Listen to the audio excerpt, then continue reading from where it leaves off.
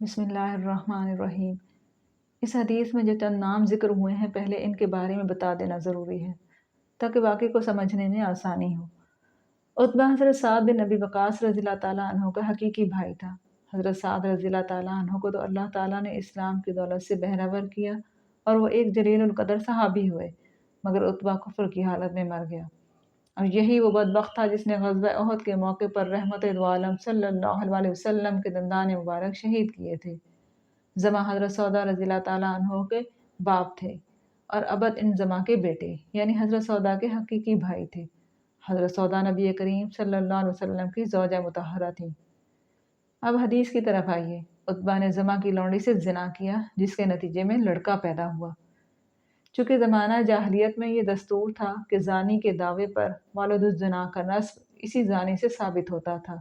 اسی لیے عتبہ نے اس قدیم دستور کے مطابق اس لڑکے کے بارے میں دعویٰ کیا کہ یہ میرا ہے، اور اپنے بھائی حضرت سعد کو وصیت کی کہ تم اس لڑکے کو اپنی تحویل میں لے لینا اور اس کی پرورش کرنا۔ چنانچہ حضرت سعد رضی اللہ تعالیٰ عنہ کے مطابق اس لڑکے کو اپنی تحویل میں لیا۔ فتح مکہ کے دن میں نے اپنے بھائی کی وصیت کے مطابق اعلان کیا کہ یہ میرا بھتیجا ہے۔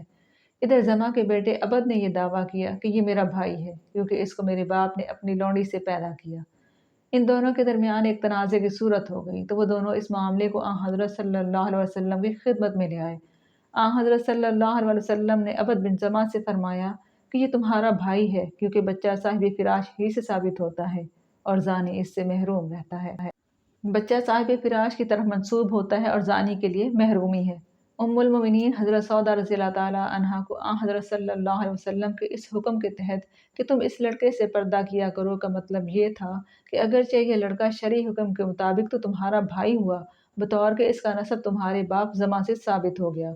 اور یہ بھی اپنی جگہ صحیح کہ شرعی معاملات میں مشابہت اور قیافہ و قرائن کا اعتبار نہیں، لیکن وہ لڑکا چونکہ عتبہ کے مشابہ ہے اور عتبہ کے دعوے کے مطابق اس کا عتبہ کے نطفے سے ہونا ایک حد تک حقیقت کے مطابق بھی ہے، اس لیے احتیاط و ذا کا تقاضا یہی ہے کہ تم اس کے سامنے نہ آؤ۔ ناظرین اکرام، یہ بھی جانیے کہ اپنے بچے کا انکار کرنے والا اللہ تعالیٰ کے دیدار سے محروم رہے گا۔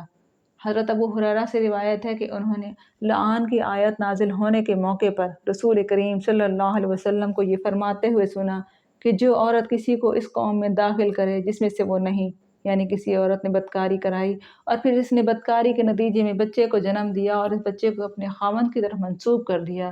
تو وہ خدا کے نزدیک کسی درجے میں نہیں ہے، اور اللہ تعالیٰ اس کو اپنے مقرب اور نیک بندوں کے ساتھ ہرگز اپنے جنت میں داخل نہیں کرے گا۔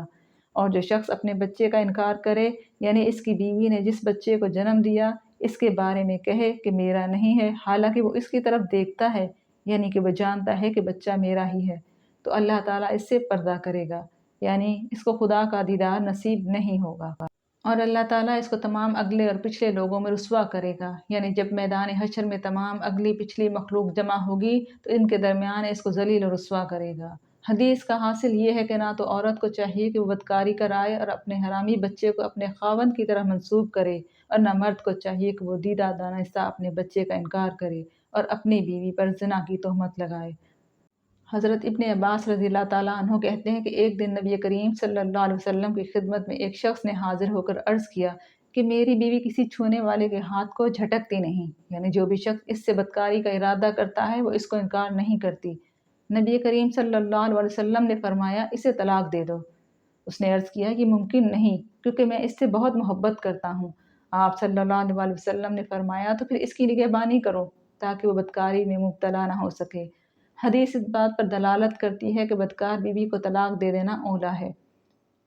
کیونکہ آن حضرت صلی اللہ علیہ وسلم طلاق دینے کا حکم دیا اور نگہبانی کا حکم بعد میں دیا۔ ہاں اگر کسی وجہ سے طلاق دینا آسان نہ ہو، مثلاً اس سے اتنی محبت ہو کہ اس کو اپنے سے جدا کرنا ناممکن ہو، یا اس کے بطن میں سے کوئی بچہ ہو جو ماں کی جدائی برداشت نہ کر سکے، یا اس بیوی کا اپنے اوپر کوئی ایسا قرض یعنی مہر واجب ہو جس کو ادا نہ کر سکتا ہو، تو پھر جائز ہے کہ اسے طلاق نہ دے، لیکن اس صورت میں سے چاہیے کہ اسے بدکاری سے روکے، لیکن اگر وہ بدکاری سے نہ روک سکا تو پھر طلاق نہ دینے کی صورت میں گناہگار ہوگا۔ اللہ تعالیٰ سے دعا ہے کہ ہمیں ہر مصیبت سے